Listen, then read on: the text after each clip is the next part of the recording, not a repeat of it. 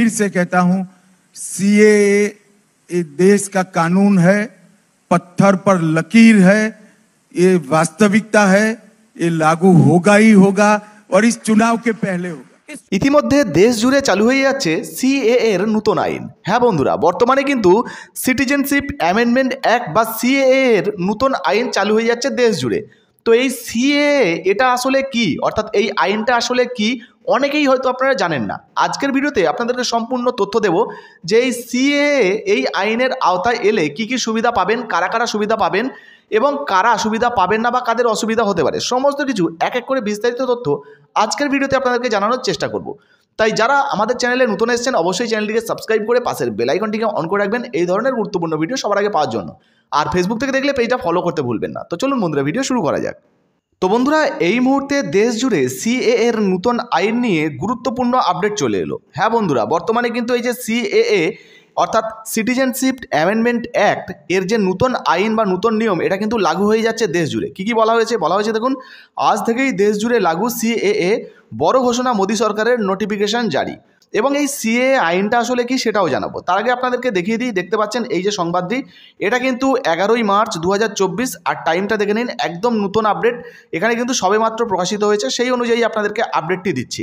তো বর্তমানে এই যে সিএএ আইন, এই আইনটা কি এবং এটা কবে থেকে চালু হতে পারে সেটাও কিন্তু আজকে এক এক করে জানতে পারবেন এবং এই আইনের প্রভাবে কারা কারা সুবিধা পাবেন সেটাও জানতে পারবেন। দেখুন, বলা হয়েছে আগামী লোকসভা নির্বাচনের তারিখ কয়েকদিনের মধ্যেই ঘোষণা হতে পারে। এমন পরিস্থিতিতে দেশের নাগরিকত্ব সংশোধনী আইন বা সিএএ কার্যকর করার ঘোষণা করে দিল কেন্দ্রের মোদী সরকার।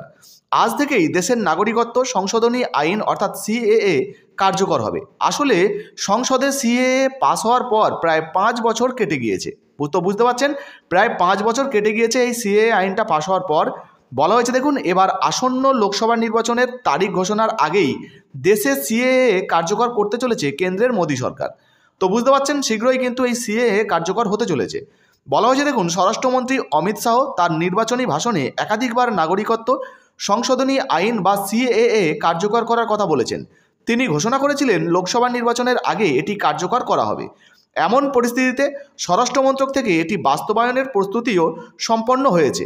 এখন নোটিফিকেশনও কিন্তু জারি হতে পারে। তো বুঝতে পারছেন, নোটিফিকেশনও কিন্তু জারি হতে পারে, এই সংবাদ মাধ্যমে এটা বলা হচ্ছে। আরও একটি প্রতিবেদন আপনাদেরকে দেখাচ্ছি। তো দেখুন বন্ধুরা, আরও একটি প্রতিবেদন আপনাদেরকে দেখাচ্ছি, যেখানেও কিন্তু এই যে সিএএ এর আইন, এই আইন নিয়ে বলা হয়েছে এবং একদম নতুন আপডেট, এটাও কিন্তু আপনাদেরকে নতুন আপডেট দেখাচ্ছি। দেখতে পাচ্ছেন 11ই মার্চ 2024, একদম নতুন আপডেট আপনারা দেখতে পাচ্ছেন। তো বর্তমানে এই সিএএ ইতিমধ্যে কিন্তু ভারতবর্ষে চালু হয়ে গেল। আর এই সিএএ আইনটা আসলে কি, এর ফলে আপনারা কারা কারা সুবিধা পাবেন, কিভাবে পাবেন, সমস্ত কিছু জানাবো। আপনারা অনেকেই হয়তো এই সিএএ আইন জানেন না এবং এই বিষয়ে আপনাদের সম্পূর্ণ ধারণা নেই, অনেকের মধ্যে কিন্তু ভুল ধারণা রয়েছে, যার ফলে অনেকেই হয়তো এই আইনটাকে নিয়ে চিন্তিত রয়েছেন। তো আপনাদেরকে সমস্ত তথ্য দেবো বন্ধুরা, একটুও স্কিপ না করে পুরো দেখুন। দেখুন, বলা হয়েছে নাগরিকত্ব সংশোধনী আইন সিএএ চালু হয়ে গেল ভারতে, জল্পনা ছিলই। সোমবার তাই সত্যি করে নরেন্দ্র মোদী সরকার লোকসভা নির্বাচনের আগেই সিএএ কার্যকরের বিষয়ে বিজ্ঞপ্তি জারি করে দিল। তো বুঝতেই পারছেন, বর্তমানে কিন্তু সিএএ এই যে আইনটা, এটা চালু হয়ে গেল কেন্দ্রীয় সরকারের তরফ থেকে। এবার এই সিএএ আইনটা আসলে কি, এর প্রভাবে কি কি সুবিধা পাওয়া যাবে, কারা কারা পাবেন, চলুন সেটা আপনাদেরকে এক এক করে জানিয়ে দিই। দেখুন বন্ধুরা, এই প্রতিবেদনের এখানে পরিষ্কারভাবে বলা হয়েছে, এক নজরে জেনে নেওয়া যাক সিএএ আইনটা কি বা সিএএ এর এই নতুন নিয়মটা কি, এর ফলে কি কি সুবিধা হতে পারে। এখানে দেখুন পরিষ্কারভাবে জানানো হয়েছে 2014 সালের 31শে ডিসেম্বর পর্যন্ত পাকিস্তান, বাংলাদেশ এবং আফগানিস্তান থেকে ধর্মীয় কারণে নিপীড়নের জন্য এই দেশে আসা শরণার্থীদের ভারতীয় নাগরিকত্ব দেওয়ার কথা বলা হয়েছে। অর্থাৎ এখানে এক কথায় যদি আপনাদেরকে বলি বন্ধুরা, এই যে সিএএ আইন, এই সিএএ আইনের জন্য বলা হয়েছে যে যে সমস্ত মুসলিম কান্ট্রিগুলো রয়েছে, যেমন পাকিস্তান, বাংলাদেশ বা আফগানিস্তান, এই সমস্ত মুসলিম দেশ থেকে যে সমস্ত হিন্দু, শিখ, জৈন, বৌদ্ধ, পার্সি, খ্রিস্টান এই সমস্ত সম্প্রদায়ের মানুষরা ধর্মীয় নিপীড়ন বা ধর্মীয় অত্যাচারের কারণে ওই দেশ থেকে পালিয়ে এসছেন ভারতে এবং ভারতে বসবাস করছেন, তাদেরকে ভারতীয় নাগরিকত্ব দেওয়ার কথা বলা হয়েছে এই সিএএ আইনে। আশা করি বিষয়টা আপনারা বুঝতে পেরেছেন। তো এই নাগরিকত্ব পেতে হলে আপনাদের কি কি করতে হবে সেটাও কিন্তু জানাবো বন্ধুরা, একটু স্কিপ না করে পুরো দেখুন। দেখুন, বলা হয়েছে ওই দেশগুলি থেকে হিন্দু, শিখ, জৈন, বৌদ্ধ, পার্সি এবং খ্রিস্টান সম্প্রদায়ের শরণার্থীদের নাগরিকত্ব প্রদানের বিষয়টি সিএএতে উল্লেখ করা হয়েছে। যদিও এই আইনে মুসলিম সম্প্রদায়ভুক্তদের কথা বলা হয়নি। অর্থাৎ যেহেতু মুসলিম কান্ট্রি, সেই জন্য মুসলিম কান্ট্রি থেকে যদি কোনো মুসলিম আসে তাদেরকে কিন্তু কোনো রকম কোনো নাগরিকত্ব দেওয়া হবে কিনা সেই বিষয়ে কোনো রকম কোনো আপডেট দেওয়া হয়নি বা বলা হয়নি। শুধুমাত্র হিন্দু, শিখ, জৈন, খ্রিস্টান, পার্সি এই সমস্ত যে সমস্ত মানুষরা মুসলিম কান্ট্রি থেকে ধর্মীয় অত্যাচারের জন্য চলে এসেছেন তাদেরকে নাগরিকত্ব দেওয়া হবে, সেটাই কিন্তু এখানে এই প্রতিবেদনে বলা হয়েছে। সেই সঙ্গে এখানে বলা হয়েছে দেখুন, অর্থাৎ ওই 6 সম্প্রদায় ছাড়া পাকিস্তান, বাংলাদেশ, আফগানিস্তান বা অন্য কোনো দেশ থেকে আসা অন্য কোনো সম্প্রদায়দের শরণার্থীকে ভারতীয় নাগরিকত্ব দেওয়া হবে না। অর্থাৎ এক কথায় বন্ধুরা, এখানে যে এই যে 6টি সম্প্রদায়ের কথা বলা হয়েছে, যেমন হিন্দু, শিখ, জৈন, বৌদ্ধ, পার্সি এবং খ্রিস্টান, এই যে 6টা সম্প্রদায় রয়েছে, এই 6টি সম্প্রদায় ছাড়া অন্য কোনো সম্প্রদায় যদি পাকিস্তান থেকে বা বাংলাদেশ থেকে বা আফগানিস্তান থেকে ভারতে চলে আসে, সেক্ষেত্রে কিন্তু তাদেরকে নাগরিকত্ব দেওয়া হবে না। দেখুন এখানে পরিষ্কার বলা হয়েছে, অর্থাৎ ওই 6 সম্প্রদায় ছাড়া পাকিস্তান, বাংলাদেশ, আফগানিস্তান বা অন্য কোনো দেশ থেকে আসা অন্য কোনো সম্প্রদায়দের শরণার্থীকে ভারতীয় নাগরিকত্ব দেওয়া হবে না। তো বুঝতে পারলেন, উপরোক্ত যে 6টি সম্প্রদায়ের কথা জানালাম, এরা যদি কোনো সংখ্যাগরিষ্ঠ মুসলিম কান্ট্রি থেকে বা মুসলিম দেশ থেকে ধর্মীয় নিপীড়নের কারণে ভারতবর্ষে চলে আসেন, ভারতবর্ষে বসবাস করেন, সেক্ষেত্রে কিন্তু এনাদেরকে এই সিএএ আইনের আওতায় নাগরিকত্ব দেওয়া হবে, এমনটাই জানানো হয়েছে। আর কি কি বলা হয়েছে সেটাও আপনাদেরকে এক এক করে জানাবো বন্ধুরা। দেখুন বলা হয়েছে 1955 সালের নাগরিকত্ব আইনে বলা হয়েছিল নাগরিকত্ব পেতে টানা 1 বছর ভারতে থাকতে হবে। এছাড়াও বিগত 14 বছরের মধ্যে 11 বছর ভারতে থাকা বাধ্যতামূলক, কিন্তু সংশোধনী আইনে সেই 11 বছরের সময়কালকে কমিয়ে 5 বছর করা হয়েছে। অর্থাৎ আপনি যদি ভারতবর্ষে 5 বছর বসবাস করেন টানা, সেক্ষেত্রেও কিন্তু আপনি এই নাগরিকত্বের জন্য আবেদন করতে পারবেন। কিভাবে আবেদন করবেন সেটাও দেখাবো। দেখুন বলা হয়েছে 2019 সালে দ্বিতীয়বার ক্ষমতায় এসেই মোদী সরকার ঘোষণা করেছিল যে ভারতের নাগরিকত্ব আইন সংশোধন করা হবে। সেই মতোই সংশোধনী বিল আনে কেন্দ্রীয় সরকার, লোকসভা এবং রাজ্যসভায় পাস হয়ে যায় সেই বিল। 2019 সালের 12ই ডিসেম্বর ভারতের তৎকালীন রাষ্ট্রপতি রামনাথ কোবিন্দ নাগরিকত্ব সংশোধনী আইন বিলে সইও করেন, যদিও কেন্দ্রের সিএএ মানতে নারাজ বিরোধীরা।